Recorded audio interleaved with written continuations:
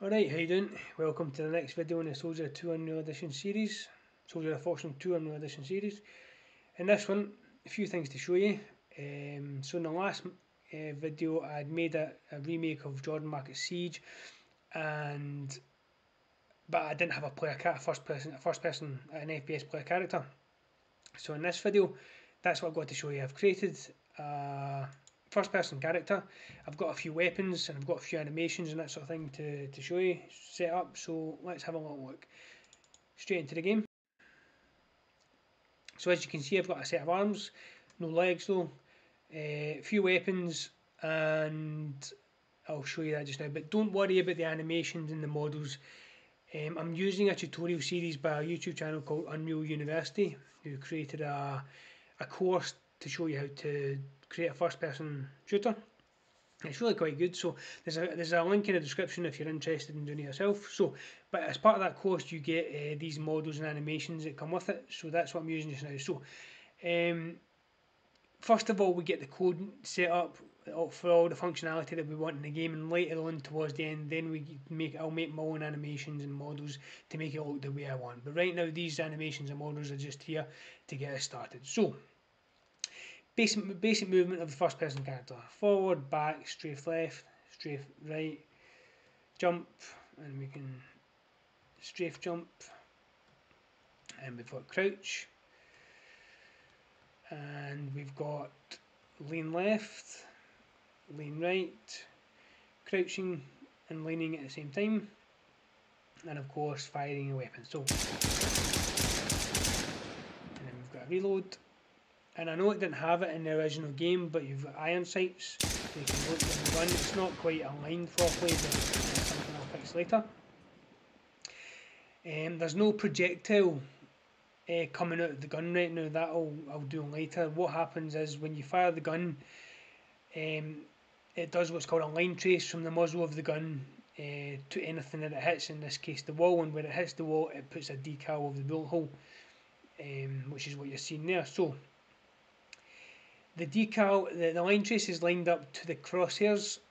Oh, I need to reload again.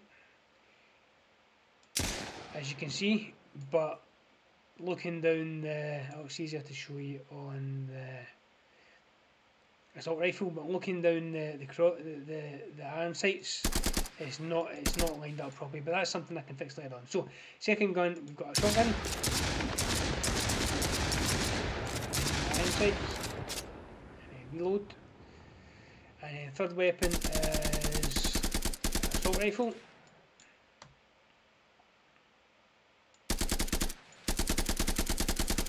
Fourth weapon is a sniper. It doesn't use iron sights, obviously it's got the sniper scope.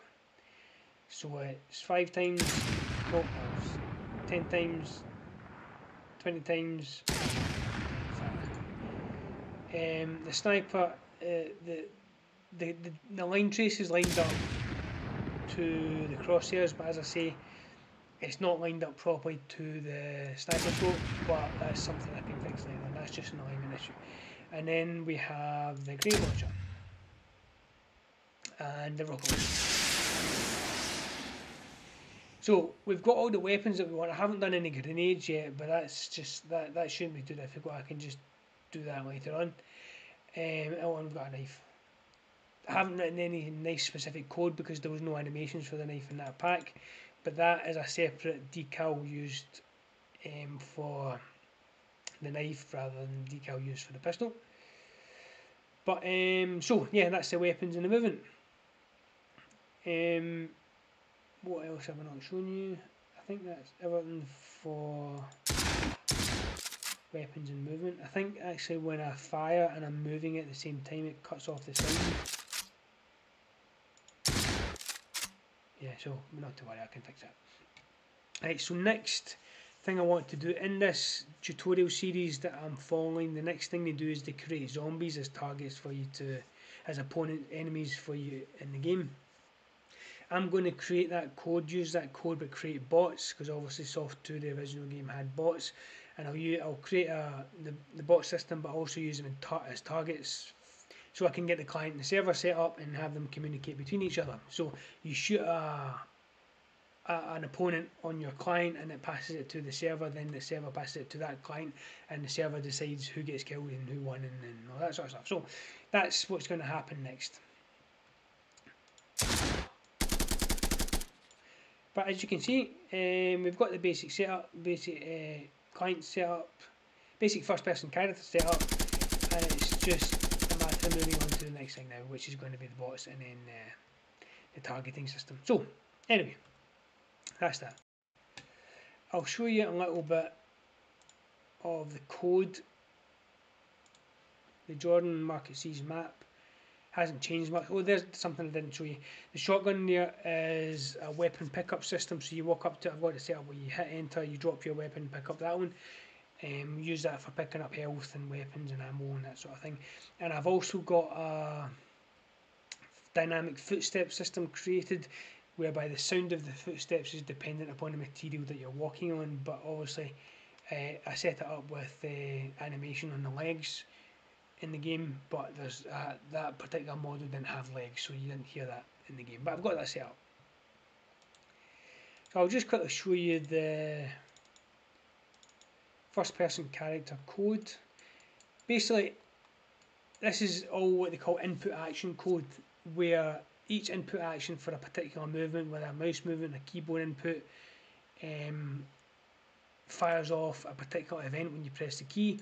You then take that, so in this case it's mouse movement, you then take the mouse position, you add it to the current position in the client, that updates the screen, and then I update 2 places in the game that are working in the background. So the game is going to be a mixture of C++ and Blueprints. Blueprints is this stuff, visual scripting stuff you see here.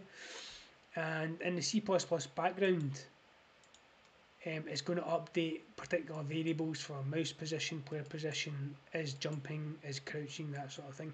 That will be used internally by the client and internally by other components in the game, used by the server and communicated over the network. So that will be done in the background, and everything you see here is basically just and the whole input action setup is basically that sort of thing here. You press the button, you run your code, and it updates the first person character with the new data, and that's it. So I think that's about everything I wanted to show you. Yeah. So as you can see, we've now got a first person character with basic movement and basic weapons. The next thing I'm going to create is bots that I can use, obviously, and the original game had bots in it, and I'll use that as a targeting system as well. So I hope you found that interesting. I hope you can see we're getting there, and until next time, I'll see you later.